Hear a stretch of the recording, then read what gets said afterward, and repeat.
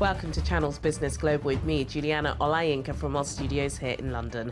Over the next half an hour, we'll be looking beyond the business headlines by giving you in-depth perspective on the stories that are affecting all of us.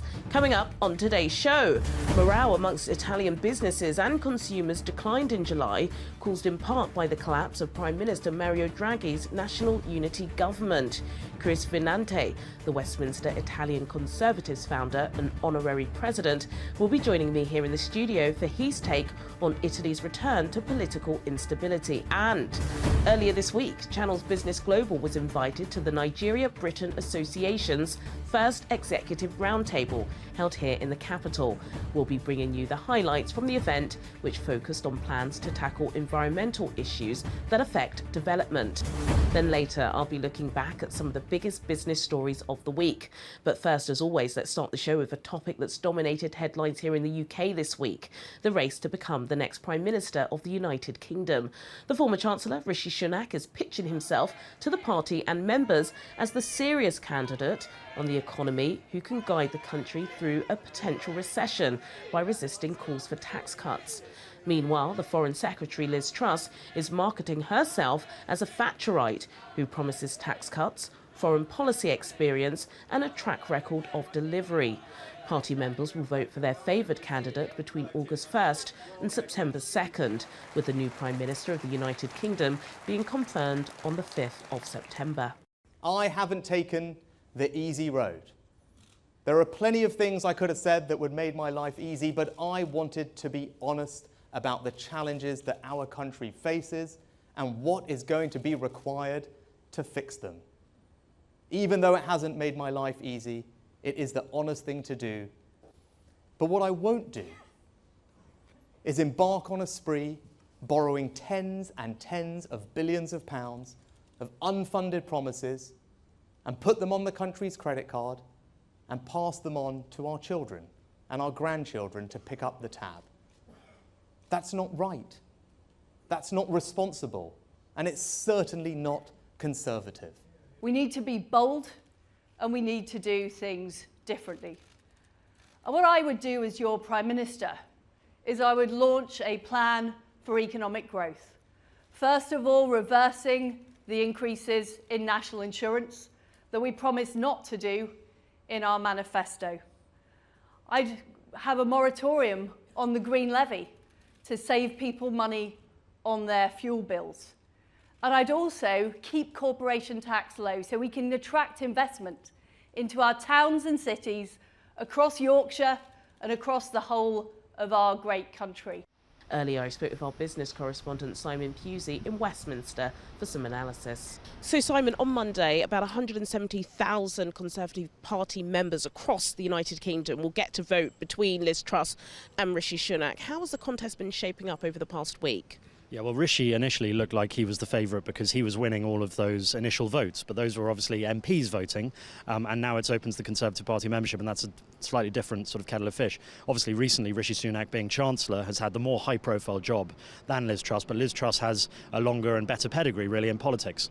She obviously started as a Lib Dem, which is slightly interesting, coming from another party, but it looks like that at the moment in the polls and what people are saying that she's the favourite, and we're seeing these TV debates, one more to come because obviously the presenter accidentally, unfortunately, fainted during it. But Rishi's really playing catch up in these debates because he needs to sort of land a couple of knockout blows to really throw her campaign off course. Because at the moment she looks like she's, you know, the clear favourite at the moment among the Tory faithful.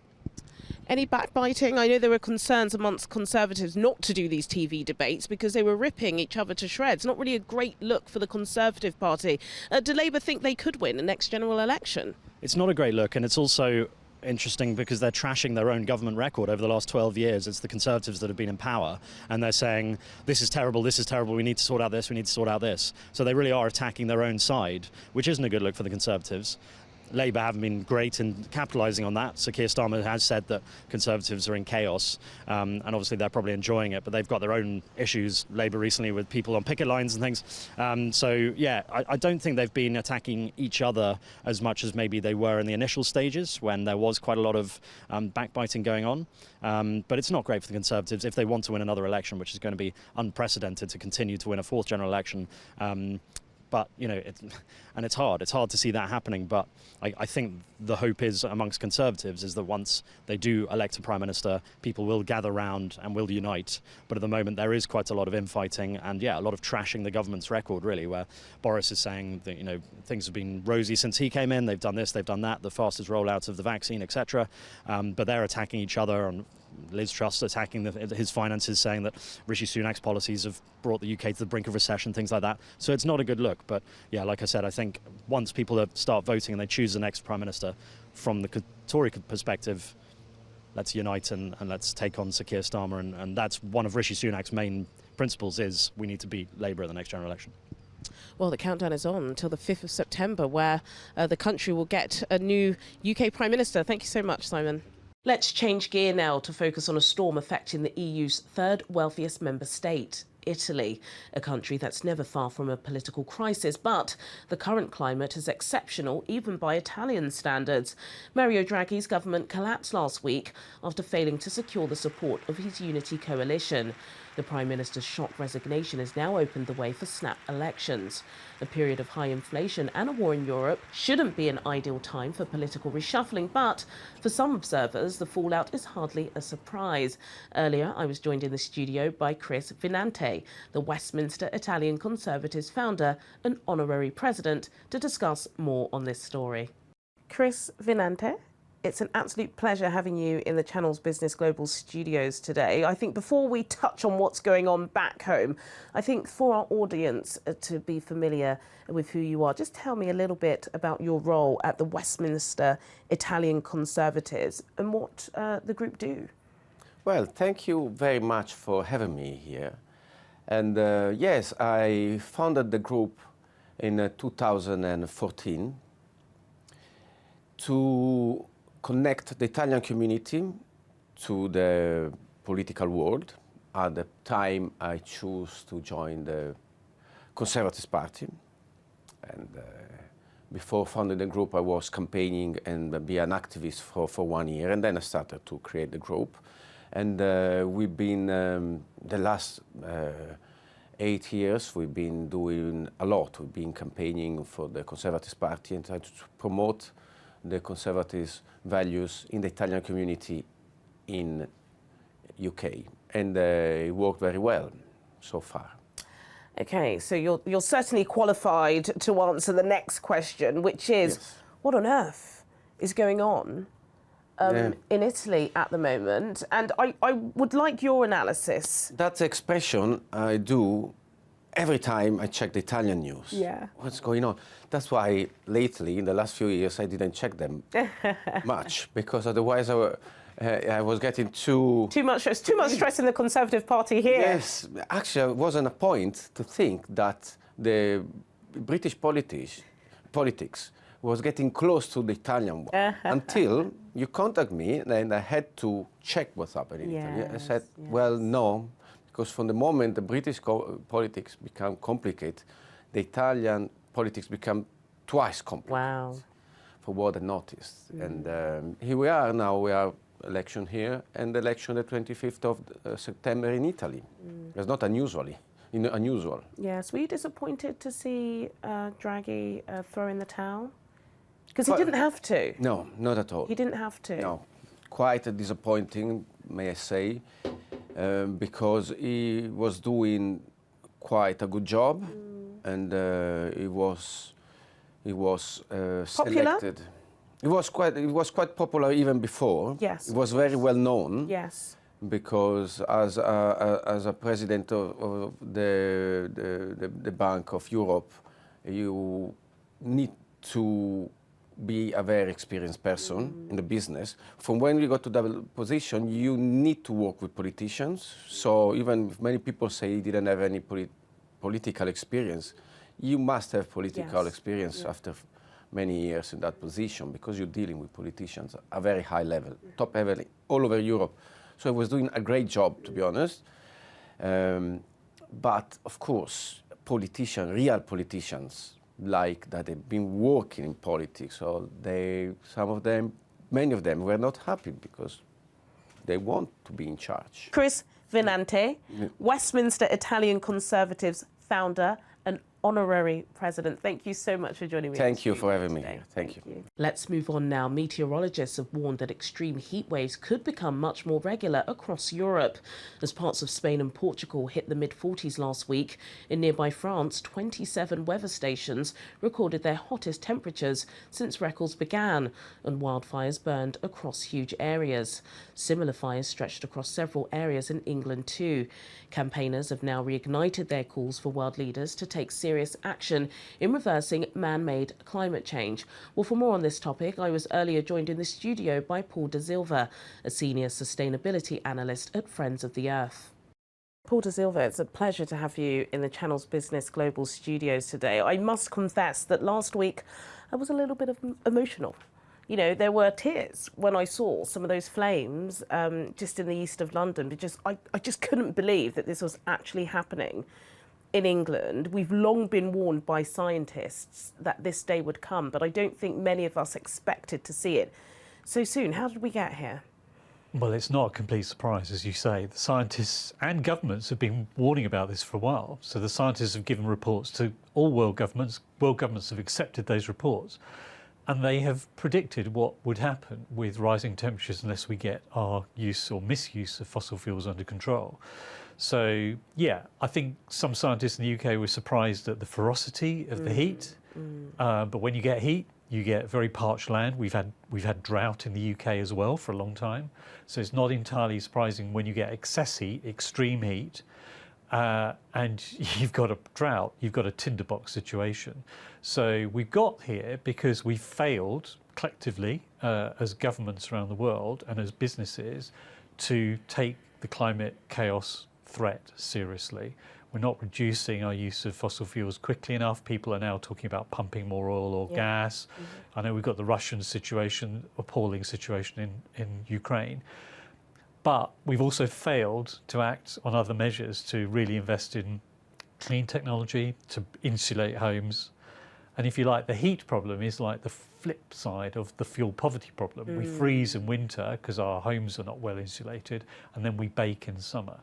So this has been coming, it has been warned, but it shows that government and business have not been acting quickly enough. Absolutely. Hopefully last week would be a wake-up call. We'll have to wait and see. A couple of weeks ago, Friends of the Earth published new research identifying the communities set to be hardest hit by extreme weather patterns in England. Where are these areas, and why are they so vulnerable? Yeah, so we worked with the University of Manchester to look at the most vulnerable communities in England. It's England-only data, but the principles apply across the UK. We looked at a whole range of official evidence around housing quality or the availability of quality green space in communities, things like that. These are all things that have a bearing on the effects people have when they're in hot or very hot or extremely hot conditions, such as we had a week or so ago. And the data shows that there are about, with kind of current temperatures, the kind of high levels of temperature, 24.5 degrees or 27 degrees temperature, which are high, there are about 6 million people in England alone who are vulnerable because the quality of the housing isn't good. It's not well insulated. It's not designed for cooling as well, so it's not well insulated in winter. It's not designed well for cooling in summer, and these communities also tend to lack good access to parks and green spaces, street trees. These things that can moderate extreme temperatures. They can actually keep temperatures down by 1 or 2 degrees, which is significant. So, and of course, if we continue to let global temperatures get out of control, those temperatures will rise, and so more people. So Manchester University did the projections for us that said if we let global temperatures get out of control, then essentially half the population in England will suffer with these high temperatures more routinely, and you can kind of see a sliding scale essentially. So this comes down to the lack of action over the years, and it's a combination of government, developers, businesses, investors failing to invest in the quality of housing that allows us to cope with the extremes of either cold or heat throughout the year. Paul De Silva, Senior Sustainability Analyst at Friends of the Earth. Thank you so much for joining me in the studio today. My pleasure, thank you. Coming up on Channel's Business Global, I'll be bringing you the highlights from the Nigeria-Britain Association's first executive roundtable, and I'll be looking back at some of the biggest business stories of the week. All this after the break. Do stay with us. Welcome back to Channel's Business Global with me, Juliana Olayinka, from our studios here in London. In a moment, I'll be bringing you the highlights from the Nigeria-Britain Association's first executive roundtable. But before then, here's a reminder of the biggest business news stories of the week. Europe's largest airline reported a first quarter profit for the first time since the outbreak of COVID-19. Profits at Ryanair hit a better than expected €170 million in the 3 months to the end of June, still well short of profit levels before the pandemic, but higher than the $157 million forecast by analysts. Despite the boost, bosses at the Irish airline said the Ukraine conflict had badly damaged Easter bookings and fares, which fell 4% against the same quarter pre-COVID. The airline also warned that rocketing oil prices are set to push up its full-year fuel bill. Amazon has announced that it will increase the price of its Prime delivery and streaming service to cope with increased inflation and operating costs. From the 15th of September, the price of Prime will rise by £1 per month, and annual membership will increase by £16 for customers here in the UK. In other countries across Europe, the price will increase even further. The Prime increase is the service's first since 2014. In a statement, Amazon pointed to faster delivery and increased amounts of content. The Lloyds Banking Group has posted better than expected first half profits and lifted its outlook for the year. Pre-tax profits came in at £3.7 billion. This is lower than £3.9 billion reported this time last year, but still higher than analysts had forecast. UK banks have largely benefited from 9 consecutive months of interest rate rises by the Bank of England, as policymakers have been trying to get soaring inflation under control. Lloyds shares, which are down almost 9% in the year to date, rose 5% following the trading update. Now to our final story. On Tuesday, Channel's Business Global was invited to the Nigeria-Britain Association's first executive roundtable, which was held at the prestigious Prince Philip House building in central London. The NBA is a non-profit making trust dedicated to developing relationships between individuals and organisations in Nigeria, Britain and the Commonwealth. Under the theme, Our Planet, speakers, which included Nigeria's Minister of State for Industry, Trade and Investment and the High Commissioner of Nigeria to the United Kingdom, discussed plans to tackle environmental issues that affect development. This is our very first executive roundtable in the UK, and we wanted to get it right. So we had to strategize and look for the most topical issue to discuss about, because what we are doing is forging partnerships between the UK and Nigeria, and we wanted to ensure that we're able to talk to the issues. As you can see, climate change is one of the hottest topics last year, with a record high of about 40 degrees Celsius. And you can see that that was even hotter than Nigeria at some point, and who would have ever imagined that that would be the case?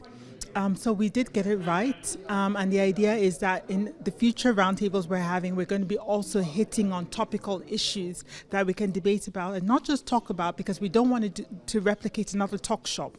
But we want to bring the different stakeholders in the ecosystem on these issues, so from the private sector, from government, NGOs, organizations, to come together so we can tackle the issues together in a practical manner that go beyond even the event today. During the discussion, we had the minister asking, what next? Now, what next is that after this, we're going to converge with some of the key stakeholders and take on some of these issues that came out of the discussion. Then as an NBA, we're going to work with a group to try and see how we can action some of the key takeouts, so that when we have the next roundtable, we can report on what we've done so far while going into the next hot topic that we'll be talking about.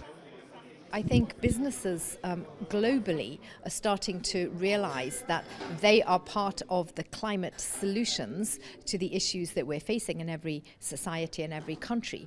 In fact, through the years of COVID that we've been living through, it's still not over, and then with all of the conflicts that are around the world, including the latest one with the Russian invasion of Ukraine, it's just showing us how extended our supply lines are, how fragile our economies are, how stressed our communities can be, and that we all have to be part of fixing that and making it better.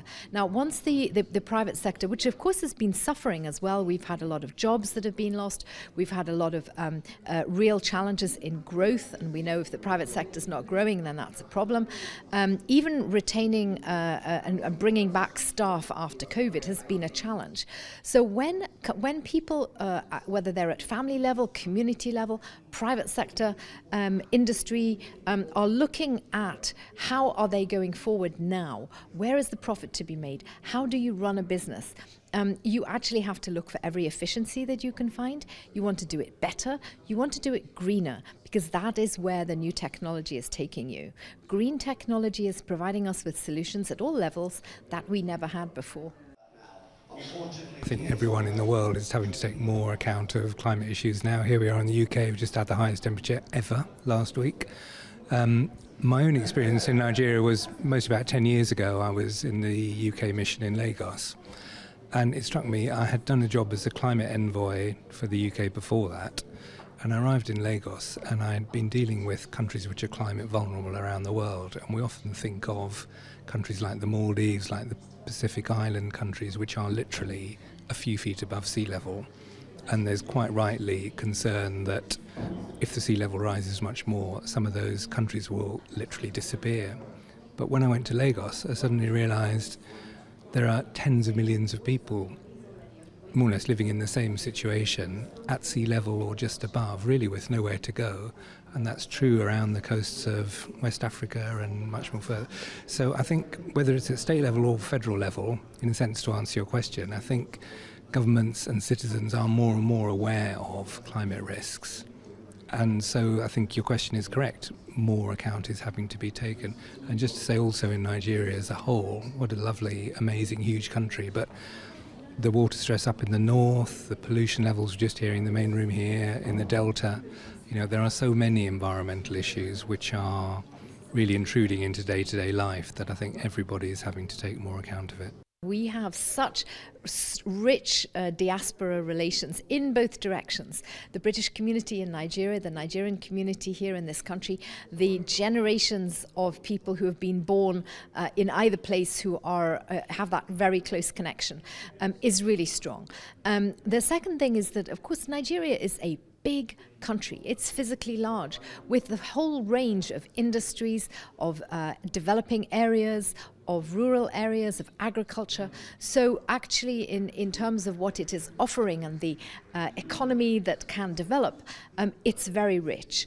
For the UK, we are a trading nation. We are a global nation. We look outward to the world and look for partnerships. And therefore, I think it's really tailor-made for Nigeria and the UK to be really intensifying that relationship that has been there for a long time. Now that we are post-Brexit, the UK is changing the way it's working with the world. Nigeria is, of course, also a leading member of the Commonwealth, and we have those existing linkages. When it comes to business and investment, of course, we also share the common law. We share the legal structures and systems that enable our companies to do business with each other with some kind of security and knowledge that if things don't go right, then they have a way to resolve the issues. This really matters. The governance scenario into which you're trying to invest or you're trying to work is really important. So I think we have a lot in common, and there is an energy in this relationship that really matters. We're not boasting to be other organizations because we're very clearly the Nigeria-Britain Association, forged in true friendship, because we believe that once you have the foundation, true friendship, then other issues other things can emerge from them in a sustainable manner. And then being rooted in true friendship, we can now forge these partnerships that can take on different hot topics, such as our big idea, talking about inclusivity, diversity, empowerment, and agility. And today we're talking about the environment and how that affects both Nigeria and Britain. What makes us unique is that we're able to work with different partners in the ecosystem, not just looking at the private sector, but then looking at the government, and then looking at the government in all its spheres, because we're all interconnected. So we're being the bridge builders between Nigeria and Britain, bringing the different key players within the ecosystem and these two countries together so that we can have joint discuss, and not just discussing the issues, but then coming together and looking for practical solutions that we can help in terms of moving our nations forward collectively. Well, sadly, that's all we have time for today. But as always, do get in touch with your comments and suggestions. I'll see you at the same time next week for more in-depth business analysis on Channels Business Global. Goodbye.